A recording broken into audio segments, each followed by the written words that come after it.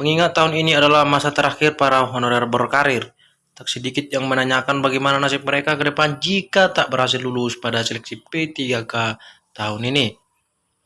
Salah satu hal yang mungkin dirasakan para honorer yang gagal pada seleksi P3K 2024.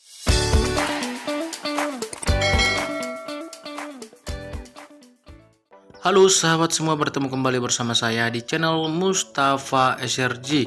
Baik sahabat semua, kali ini kita informasikan informasi penting, yaitu yang kita kutip dari ayobandung.com dengan topik Alhamdulillah honorer yang tak lulus seleksi P3K full time 2024 tetap dapat kesempatan emas jadi ASN di 2024.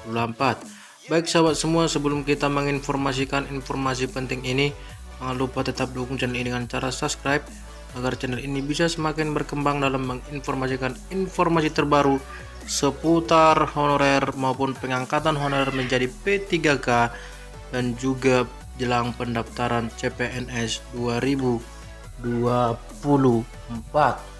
Informasi terbaru ini yaitu Alhamdulillah honorer yang tak lulus seleksi P3K full time 2024 tetap dapat kesempatan emas jadi ASN. Bagi para honorer yang nantinya tidak berhasil lolos dalam seleksi P3K 2024, nasib mereka menjadi perhatian tersendiri.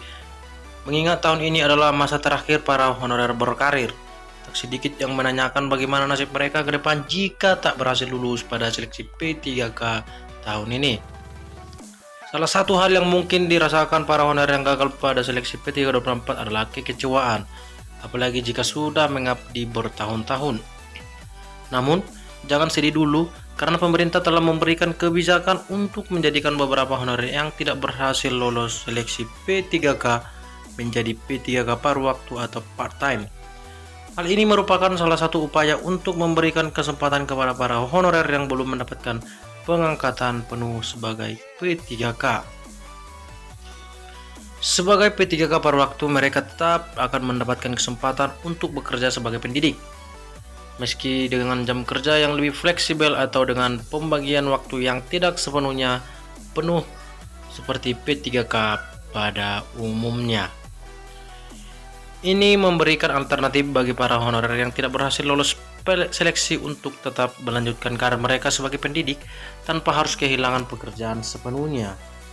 Pemerintah akan menggelar seleksi CPNS dan P3K 2024 untuk merekrut sekitar 2,3 juta individu yang akan menjadi bagian dari aparat sipil negara. Seleksi ini direncanakan akan dilakukan dalam 3 tahap yang berbeda, yaitu Maret, Juni, dan Agustus. Setiap tahap memiliki formasi yang beragam, mencakup posisi serta persyaratan yang harus dipenuhi oleh para calon pelamar.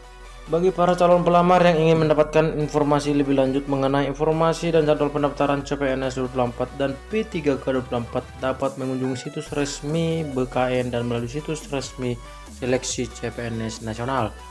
Periode pertama seleksi dilaksanakan pada bulan Maret, menawarkan formasi untuk posisi guru, dosen, tenaga kesehatan, dan tenaga teknis.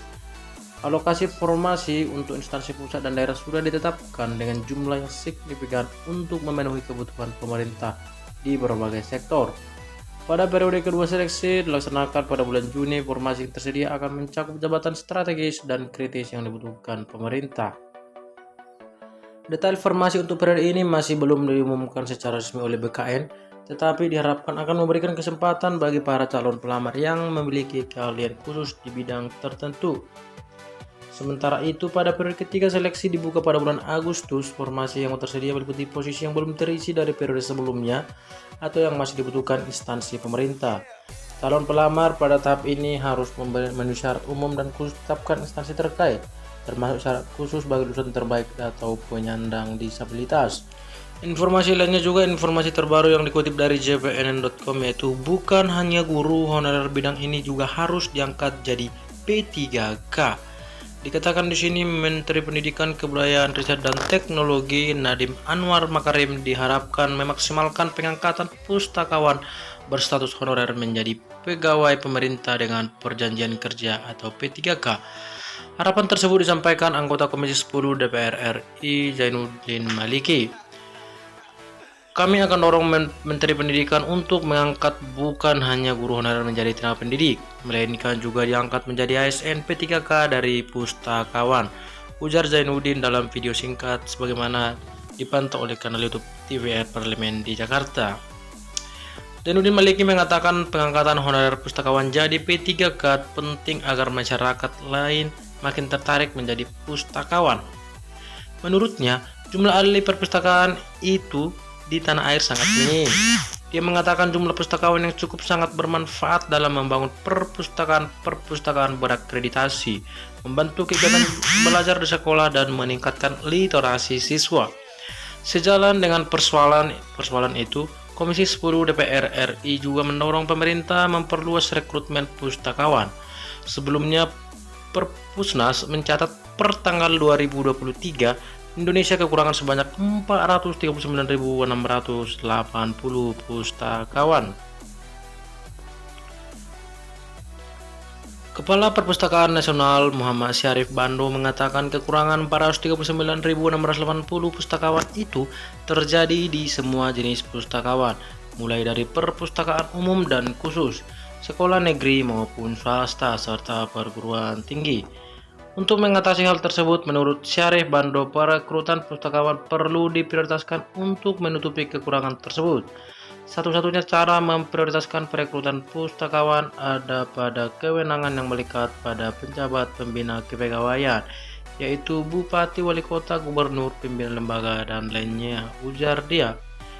Hingga September 2023, Perpusnas mencatat terdapat sebanyak 164.610 pustaka Indonesia. Sebanyak 2.057 diantaranya adalah perpustakaan perguruan tinggi dan 6.522 perpustakaan khusus. Terkait akreditasi perpustakaan perguruan tinggi yang sudah terakreditasi berjumlah 508. Sementara itu 1.499 perpustakaan lainnya berstatus belum terakreditasi. Lalu, untuk perpustakaan khusus sebanyak 109 sudah terakreditasi dan 6.373 perpustakaan sebelum terakreditasi. Baik sahabat belajar, sampai di sini informasi yang bisa kita sampaikan untuk sahabat semua. Semoga informasi ini bisa bermanfaat untuk sahabat honorer semua dalam proses pengangkatan honorer menjadi P3K. Sebelumnya tetap kita informasi kepada semua, tetap dukung channel dengan cara subscribe dan share video ini agar teman-teman lainnya bisa mendapatkan informasi-informasi penting lainnya seputar honorer maupun pengangkatan P3K dan pendaftaran CPNS 2024. Salam sahabat belajar, salam sukses.